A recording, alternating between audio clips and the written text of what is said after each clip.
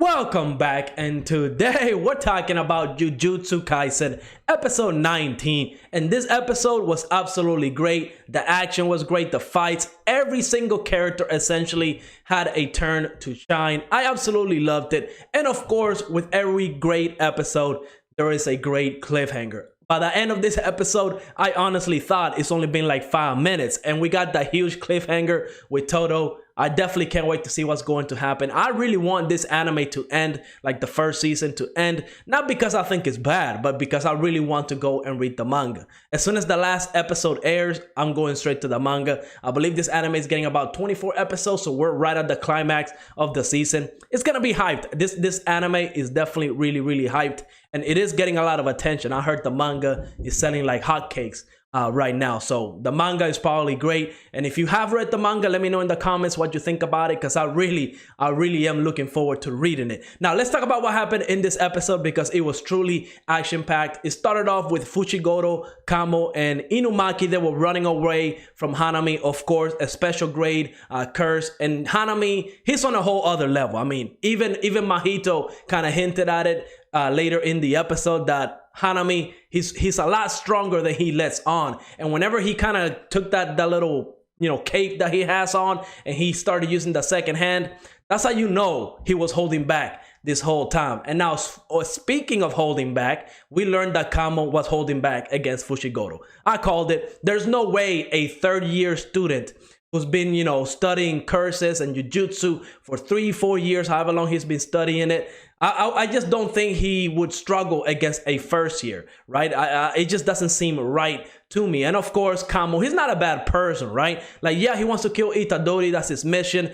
He's been led to believe that Itadori is evil. And probably after this arc, he's probably going to change his mind, right? Like Panda said it. The rest of the students, they haven't met Itadori. They haven't had a chance to get close to him to realize that Itadori is just a human being. And he has Sukuna under control. And they have nothing to worry about. And probably after this little arc that they're having, fighting Hanami and all those curses, they're probably going to change their minds and come to accept Itadori for who he is. But the whole fight, it was awesome. I love Inumaki. I love him as a character. I really want to get his backstory and how his powers work, because honestly, it seems like an OP power, but we got to see just the drawbacks of that power, right? Yes, he was able to tell Hanami to stop, and he was able to stop him for a couple seconds. Heck, he was even able to send Hanami, like, blast him away. Very powerful ability, but it definitely hurts him if he's doing it to somebody that's extremely powerful. So that should tell you just how powerful Inumaki is,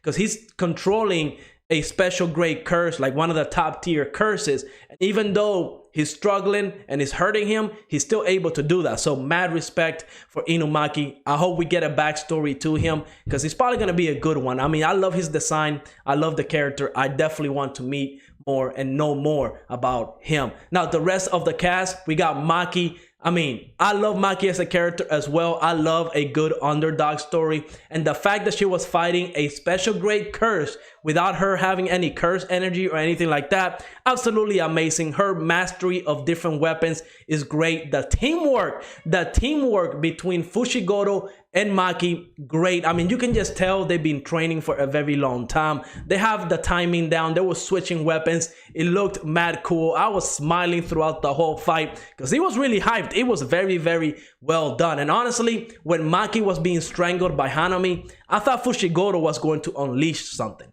It seemed like Fushiguro has something like that he's hiding, some type of power that he learned when he was training, something like a last resort type of power, because he seemed like he was screaming and he was going to unleash something that could be potentially very dangerous. And heck, even Sukuna realized the potential that Fushiguro has, and maybe he was going to release that potential, whatever the case may be, whatever the power was, he was going to release it just so he can save Maki, because Maki was in a tough spot. And that's when, of course, the big moment happened. Itadori and Todo showed up. Really hype moment. I mean, they came in with a hero landing. Absolutely great. They rescued Maki. I'm glad she's fine. And the fight that happened afterwards, it was kind of like a training arc for Itadori. It seems like Todo does respect Itadori. I mean, he's essentially training him and he's learning quite a lot. And we get to see a new special move, the Black Flash, whatever that is, right? It seems like every sorcerer can do it, but Itadori seems to be special. He'll be able to do it like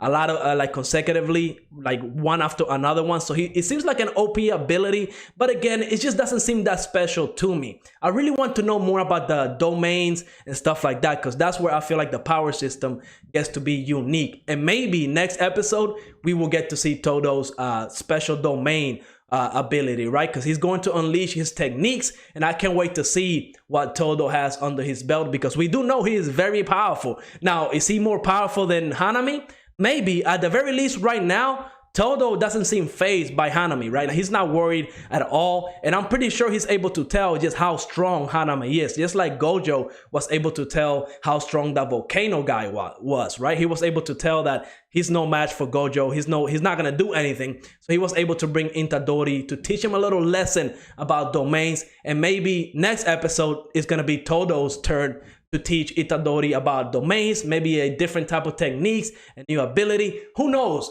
But I'm definitely very, very hyped. Overall, amazing episode. I mean, every second of it, absolutely magical. And of course, the cliffhanger. I mean, what a cliffhanger.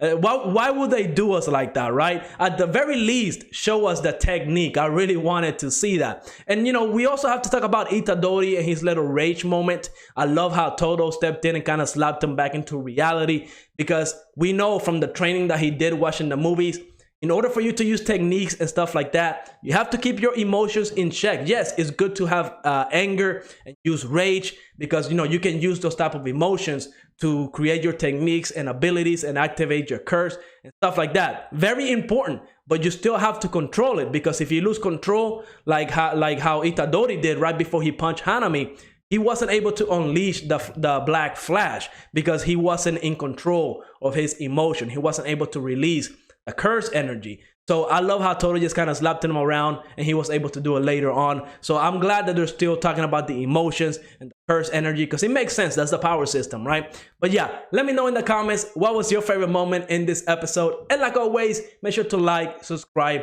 and I will see you on the next episode.